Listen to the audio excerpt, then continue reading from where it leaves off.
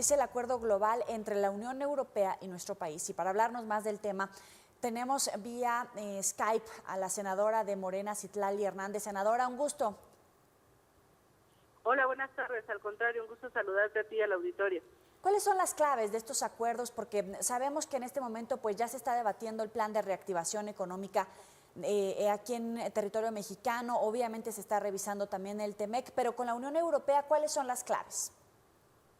Bueno, es importante decir que este acuerdo hace tiempo que no se modernizaba, existe desde hace más de 10 años, pero justamente lo que se acaba de concluir es la modernización de este acuerdo, y yo me atrevería a decir que quizás es de los acuerdos comerciales más innovadores que se tienen.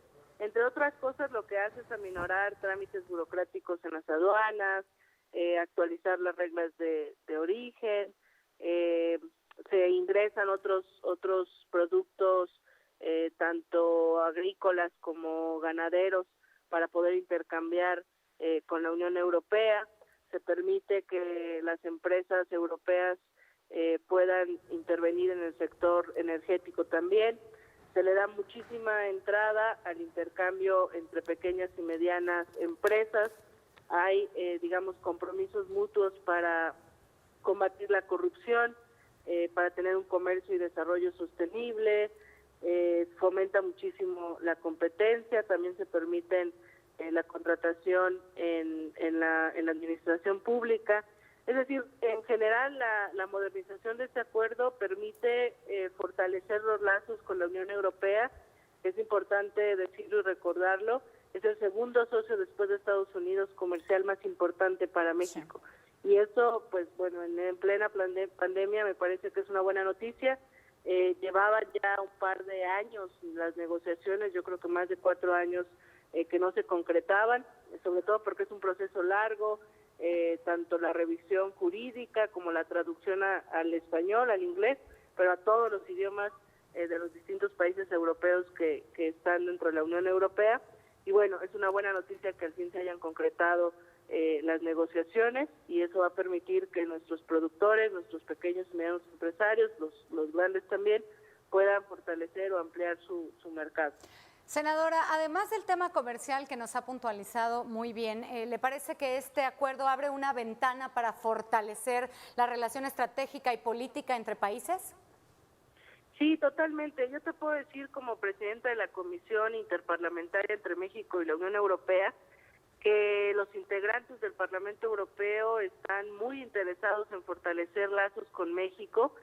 Para ellos es una relación estratégica porque es la relación más importante en América Latina, y por digamos la amplitud de su comercio, de su producción, y bueno, eso fortalece los lazos políticos de ambas partes, la visión estratégica y también el intercambio no solo comercial, sino también en la cooperación en temas que sobre todo a la Unión Europea le importan muchísimo en este momento, que es el tema de género y el tema del medio ambiente, y de eso, bueno, habrá que intercambiar mucho y aprenderles, y bueno, eso fortalece muchísimo el intercambio, la cooperación, insisto, más allá de lo comercial, y me parece que con el segundo socio estratégico más importante, el tercer socio más importante de México es fundamental. ¿Cuándo entraría en vigor todos estos acuerdos alcanzados? Y usted ya bien decía, México y la Unión Europea tienen relaciones comerciales de primer orden, algunos un poco más grande incluso que los que sostiene con Estados Unidos. En este sentido, ¿qué porcentaje podría crecer este mercado? Bueno, entraría en vigor en cuanto sea ratificado, en el caso del Parlamento Europeo, que es un proceso un poco más complejo, insisto, por la traducción a todos los idiomas, por la revisión legal también de todos los países que integran la Unión Europea. Hay una comisión específica en el Parlamento Europeo que está al pendiente de la modernización de este acuerdo, y en el caso de México, el Senado deberá ratificarlo en cuanto sea enviado. Y bueno, pues esperemos que eso sea cuestión de meses para que lo más pronto posible pueda estar activo esta modernización del acuerdo. Y en cuestión de porcentajes, por ahora no podría darte un dato concreto. Yo me imagino que iniciarán un par de proyecciones, pero lo que sí te puedo decir que apenas en 2019 el comercio entre México y la Unión Europea sumó cerca de 75.5 mil millones de dólares. Entonces me parece que el tener mayores facilidades y mejores reglas menos burocráticas y mayor ampliación de los productos es una buena noticia, porque sin duda aumentará el intercambio en cifras también. Senadora, uno de los temas que ha preocupado en cuanto al TEMEC ha sido la cuestión de la reglamentación, que no hay suficiente claridad en la reglamentación. ¿Qué pasa con este acuerdo? ¿Las reglas ya están claras? Bueno, en este caso justamente lo que estaba deteniendo era todo el tema jurídico. Ha sido una revisión exhaustiva, un tema de reglas, y hay muchas cosas comunes con la Unión Europea. Entonces, me parece que ha sido un poco más sencillo, pero justamente el tiempo en el que se tardó la modernización del acuerdo es para garantizar que no se tengan estas complejidades de reglamentación. Ya los distintos parlamentos podrán hacer modificaciones o mejoras, pero en general te puedo decir que está todo el avance y la revisión están listos para que de inmediato y en cuanto se ratifique pueda ya ejercerse con eficiencia. Ahora, la parte europea solicitaba mayor transparencia a la parte mexicana justamente en estas compras, acceder a la compra pública no solamente a nivel federal, sino también a nivel estatal. En ese sentido, ¿qué facilidades se van a otorgar y cuáles son los compromisos en términos de transparencia que ha adquirido México? Bueno, cabe señalar que anteriormente México ha tenido escenarios de mayor corrupción y que hoy hay un esfuerzo a nivel nacional de combatir la corrupción, de generar transparencia. Y bueno, ahora habrá intercambio en las compras públicas, la contratación pública. Este acuerdo va a permitir que proveedores de México y de la Unión Europea puedan licitar contratos en compras gubernamentales, y ahí creo que la Unión Europea desde hace años pues ha sido mucho más ha tenido mucho más rigor en temas de transparencia, y para el gobierno mexicano en este caso pues no ha sido mayor problema, porque estamos también en la búsqueda de mayor transparencia y combate a la corrupción en el país. Pero ¿será que le amarran las manitas a algún funcionario mexicano, algún candado para que no caigan en la tentación? Porque, por ejemplo, en el caso Bartlett, pues evidentemente nuevamente se va a abrir una investigación. ¿Le van a poner algún candado a la parte mexicana justamente para que no se dé ni siquiera la facilidad a acceder a la tentación de la corrupción? Bueno, es que me parece que la corrupción no solo es mexicana, también puede haber corrupción en las empresas europeas.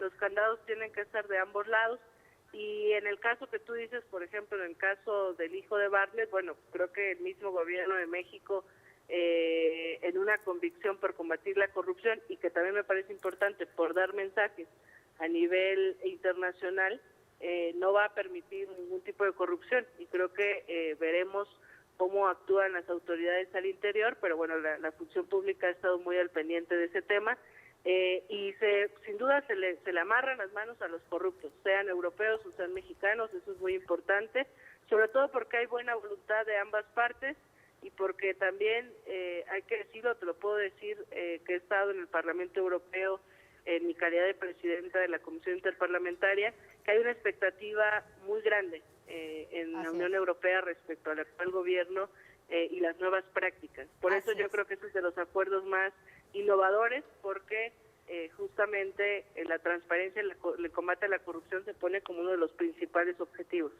Citlali, ¿hace falta ratificar este acuerdo? ¿Cuánto tiempo creen que les tome esto para saber cuándo entrará en vigor? Bueno, yo esperaría que ahora en el Senado, por ejemplo, estamos en receso, el periodo ordinario es en septiembre. Yo esperaría que para septiembre estuviésemos ya discutiendo y aprobando por la parte mexicana el acuerdo, y en el caso del Parlamento Europeo, bueno, también está detenido ahora el tema por la pandemia, pero no tendrá que pasar de un par de meses. Esto es algo que hemos estado esperando ambas partes, y creo que hay voluntad por acelerarlo lo más pronto posible. Así la situación. Citlali Hernández, senadora por Morena, muchísimas gracias por haber tomado la llamada esta tarde para Mega Noticias TVC. No, al contrario, a la orden, y saludos a ti nuevamente al auditorio. Buena tarde. Bueno. Y uno de los mitos más promovidos durante esta epidemia es si el contacto con el dinero puede provocar algún contagio. Para aclararnos este tema vamos a hacer contacto vía telefónica con Alejandra Nájar de Mega Noticias en Cabo San Lucas. Muy buena tarde. Hola, ¿qué tal? Bueno, muy bien, muy buenas tardes, te saludo con gusto. Pues bien lo comentas, mira, de acuerdo con la Organización Mundial de Salud, pues no está todavía comprobado, ¿no?, que se pueda transmitir el COVID a través de los billetes o las monedas. Sin embargo, pues los especialistas recomiendan que no está por demás ahorita que estamos reforzando todos estos hábitos de higiene, no solo personal, sino en nuestros hogares, en los vehículos, pues no está por demás también poder llevar a cabo esos procesos de desinfección de monedas y billetes. Y en esta nota que les vamos a presentar a continuación les explicamos cómo hacerlo de una fácil manera.